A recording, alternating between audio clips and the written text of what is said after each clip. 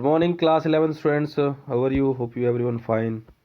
Students, in the sequence of the Python, we are just going to understand our next data types. Okay, our the next data types is dictionaries, the chapter third. Okay, in this chapter, students, we are going to understand what is the introduction of this data type, what is the keys and value pairing in this dictionary, and working with the dictionaries and dictionary functions and methods. Only four topics those we are just going to discuss in this chapter.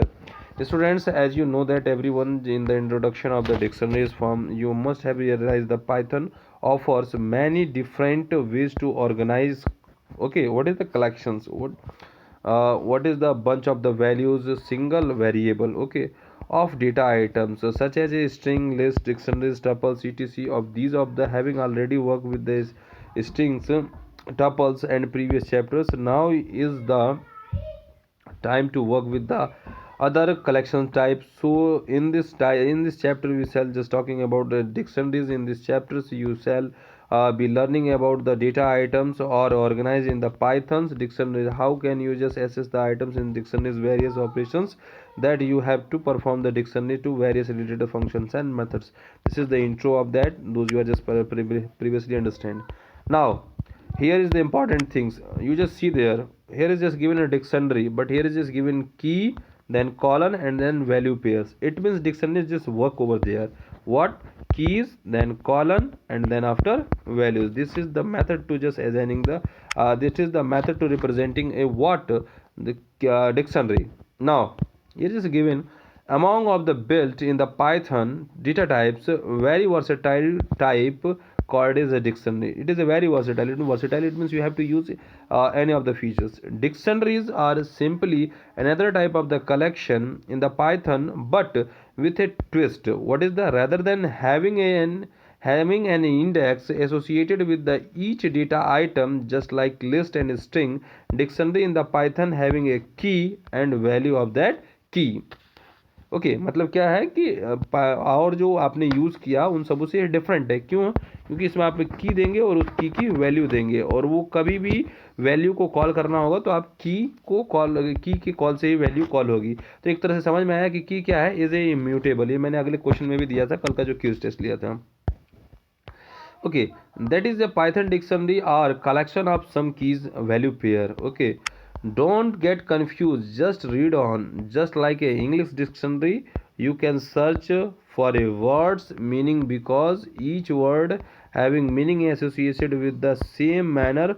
Python dictionary having keys just like the English dictionary is having the word. Okay, associated values just like the English dictionary is having associating meaning of every word. Dictionaries are containing that associates keys to value. Thus is a way to similar to a list. List is a must remembering the index values of the element from the list, but with the keys of the dictionaries you have okay to key find the element of the dictionaries. Generally क्या है कि सबसे पहली चीज़ ये कि ये dictionaries जो होती हैं वो आपकी एक म्यूटेबल डेटा टाइप्स होती हैं। ठीक है, अनऑर्डर्ड कलेक्शन होता है एलिमेंट्स फ्रॉम ए की। जो कीज होती है इसकी एक म्यूटेबल इम्यूटेबल रहती है। ठीक है, value pair associated with the keys to values. इसमें क्या होता है, डिक्शनरी में जनरली आपको याद रखना है, डिक्शनरी हो गई, डिक्शनरी में एक की होगी और एक वैल्यू होगी। ठीक है, की और वैल्यू होगी कॉमा सेपरेशंस के साथ। तो ये आपकी एक डिक्शनरी है। की इम्यूटेबल होता है जबकि वैल्यूज म्यूटेबल होता है, इसीलिए डिक्शनरी को म्यूटेबल कहा जाता है। Now in the next chapter, in the next topic, in the next this one. Okay, how to create a dictionary? Just to creating a dictionary you need to include a key or value। आपको की और value देना पड़ेगा। Pair in curly brackets। Okay, as per the given following.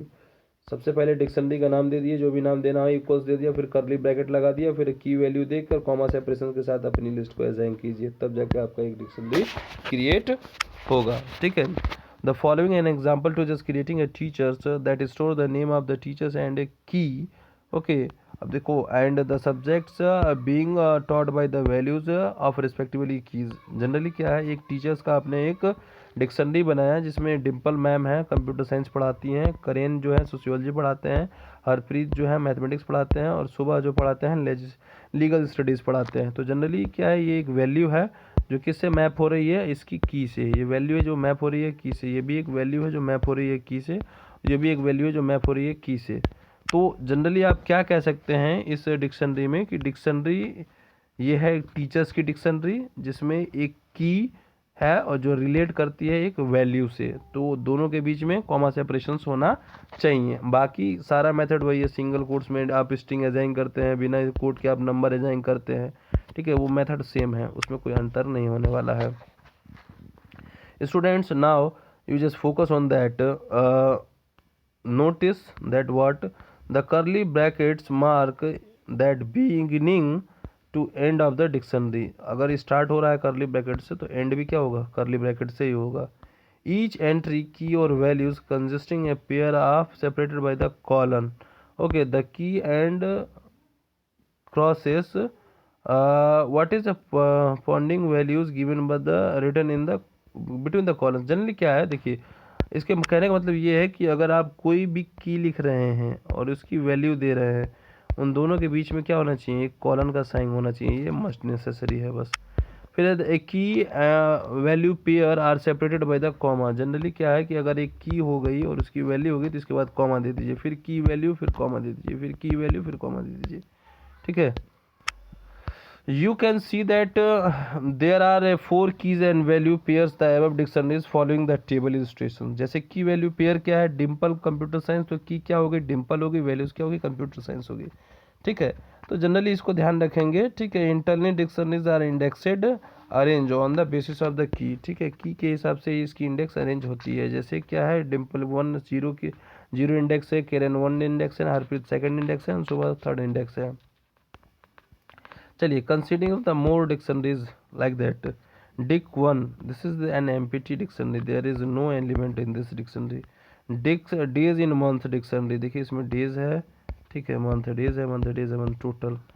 Word count dictionary, word count dictionary हो गई, ठीक है। Now you easily just create the dictionary one ever more you needed. Okay, सभी को मालूम, मैंने बता दिया कि डिस पाइथन स्ट्रिंग और टपल ये सारी चीज़ें आप इसमें यूज़ कर सकते हैं। There is no hesitation about that, you just create all the things as usual, that one they are just usages in there on data figures.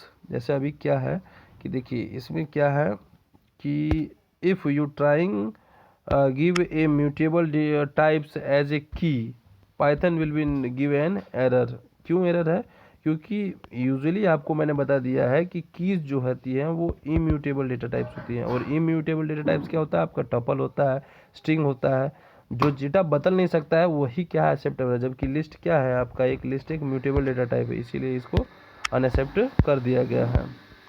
एक प्रोग्राम है, इसी प्रोग्राम के साथ फिनिश करेंगे आज की क्लास, ठीक है। Now here is just given, write a program to read a roll number and marks of the 4 students and create the dictionary on the roll number as a की।